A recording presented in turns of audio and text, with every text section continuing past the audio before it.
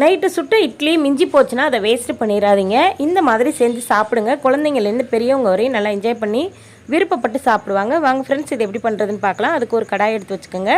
அதில் 2 வெங்காயத்தை பொடிசாக நறுக்கிட்டு நல்லா வதக்கி விட்டுக்கலாம். பொன்னிறமாக வதங்கினதுக்கப்புறம் இதில் வந்து 2 தக்காளி சேர்த்துக்கலாம்.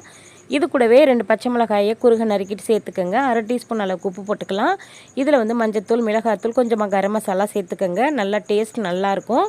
அடுத்ததாக நல்லா வதங்கினதுக்கப்புறம் இதில் வந்து ஒரு முட்டை சேர்த்துக்கலாம். முட்டை சேர்த்துட்டு நல்லா பாப்கார்ன் மாதிரி நல்லா கிண்டி விட்டுருங்க. இது போல் நல்லா கிண்டி விட்டதுக்கப்புறம் நைட்டு சுட்ட இட்லி இருந்துச்சுன்னா நைட்டு சுட்டாலும் பரவாயில்ல, காலையில் சுட்டாலும் பரவாயில்லைங்க, இது போல் கட் பண்ணி எடுத்து வச்சுக்கோங்க. கட் பண்ண இட்லியை வந்து இந்த மசாலாவில் வந்து சேர்த்து நல்லா கிண்டி விடுங்க. நல்லா கிண்டி விட்டதுக்கப்புறம் நல்லா கிளறி விட்டிங்கன்னா அருமையான இட்லி மஞ்சூரியன் வந்து ரெடி ஆயிருங்க. கண்டிப்பாக ட்ரை பண்ணுங்கள். உங்கள் எல்லாருக்குமே ரொம்ப பிடிக்கும். கடைசியாக மல்லித்தலை தூவிட்டு சாப்பிடுங்க. செம்ம டேஸ்ட்டாக இருக்குங்க. பெரியவங்கலேருந்து சின்னவங்க வரையும் நல்ல விருப்பப்பட்டு